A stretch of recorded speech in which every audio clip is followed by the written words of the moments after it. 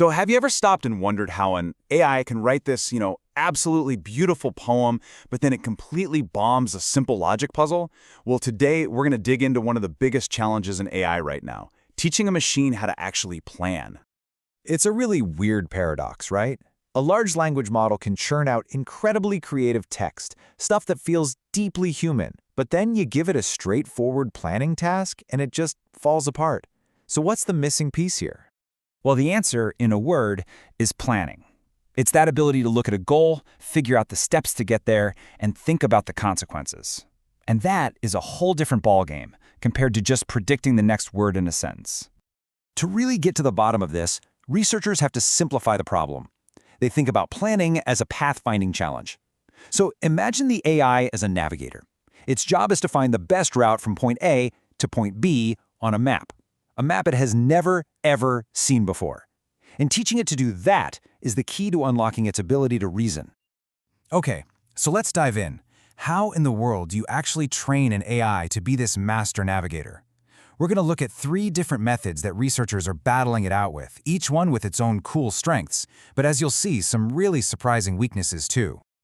All right, our first contender is the most obvious approach. Imagine you trying to teach someone how to get around a new city, and you do it by just giving them a big book of turn-by-turn directions for a bunch of popular trips. That's pretty much what this first method does. It's called supervised fine-tuning, or SFT. Basically, you take your language model and you just show it thousands and thousands of correct examples. Here's how you get from the library to the park. Here's the path from the museum to the train station. You're just training it by showing it what a successful trip looks like, over and over and over again. But you can probably see the flaw here, right? The AI gets really good at those specific trips you showed it. But what happens when you ask it to go somewhere new? A new point A to a new point B. It gets totally lost, because it never actually learned the map. It doesn't get how the streets connect. It just memorized a list of directions. And the research really hammers this home. This quote gets right to the heart of the problem. SFT is all about memorization. It fails to learn that underlying logic, that if you can get from A to B and you can get from B to C, then you should be able to figure out how to get from A to C. It just doesn't grasp that fundamental connectivity that's absolutely essential for real planning. So, on to our next contender, which tries to fix this whole memorization problem. Instead of just giving the AI a book of directions, what if we just let it loose in the city to wander around and figure things out on its own, with a little encouragement? So this method is called policy gradient, or PG. With this one, the AI tries to find a path, and if it makes it, it gets a reward. This pushes it to explore and discover new, correct paths that weren't in the original training data. It's learning by doing, and its superpower is that it can find all these clever routes that SFT would have totally missed. And in the beginning, this works like a charm. The model starts finding all sorts of new, creative ways to get from A to B. It's not just sticking to the main roads, it's finding clever shortcuts and all these alternative routes. It's really impressive. Yeah, and this slide shows exactly that. Early on in training, if you ask the model for a path 100 times, it might give you, dozens of different valid answers. Its output diversity is super high, and that's a great sign of flexible, creative learning.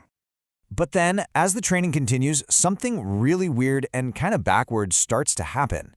Even as the model is getting more and more accurate, finding a correct answer almost every time, it actually starts getting less creative. And this just illustrates the problem perfectly. After a ton of training, the model's output diversity completely collapses. You ask it for a path 100 times, and it gives you the exact same answer 100 times. It finds one path that works really well and just latches on, refusing to even consider anything else. The researchers call this diversity collapse. And maybe the wildest part is that it keeps happening even after the model is getting a perfect score in training. It basically becomes a one-trick pony. And that really hurts its ability to generalize, because if that one trick doesn't work on a new problem it hasn't seen before, well, it's got nothing left to fall back on. Okay, so SFT just memorizes. PG explores, but then gets stuck in a rut. So how do we get the best of both worlds? Well, that brings us to our final contender, which takes a totally different and, frankly, much smarter approach. Let's talk about Q-learning. Now, instead of learning entire paths, Q-learning tries to learn the quality, or Q value, of every possible next step from any given point. It's not just thinking about the final destination. At every single intersection, it's asking, okay, from right here, What's the absolute best move I can make next? Now this sounds way better, but there's a catch, a hidden trap. AIs, a bit like people, will always find the easiest way to get a reward. So if you're not super careful about how you design that reward system, the Q-learning model can learn to cheat. The researchers looked at 2 ways to do this. The first is an outcome reward. The AI only gets a reward at the very, very end, and only if the entire path was correct. The big problem there is it gets 0 feedback along the way. The second and much better way is a process reward. With this, the AI gets a tiny reward for every correct step and a tiny penalty for every wrong turn. It's like having a little navigator giving you helpful hints at every single intersection. So here's the crucial insight. Rewarding the process is everything. If you only reward the final outcome, the model might learn to take a super short but totally incorrect path just to end the task faster and get a reward signal. That's a classic case of reward hacking. But by rewarding each correct step, you guide the model toward a much deeper, much more real understanding of the whole map. And when you give it this proper reward system, Q-learning just shines. It doesn't suffer from that diversity collapse we saw with policy gradient. It even supports something called off-policy learning, which is a fancy way of saying it can learn not just from its own attempts, but also by observing these successful paths found by others. In the end, it develops the most accurate and complete understanding of the map. So let's put it all together in a final showdown. SFT, that's the memorizer, it can't generalize well because it only knows the routes it's already seen. Then you have PG, the explorer. It's better at generalizing, but it's brittle because its creativity just collapses. And finally, Q-learning, the smart navigator. When you guide it with process rewards, its generalization is excellent, its diversity stays high, you just have to watch out for its one kryptonite, reward hacking. And this brings us all the way back to the start, back to that poem and that logic puzzle.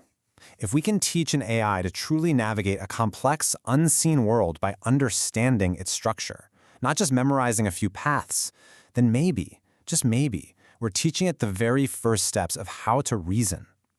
Solving this pathfinding problem might be the key to one day creating an AI that doesn't just write a poem, but actually understands the logic and beauty behind it.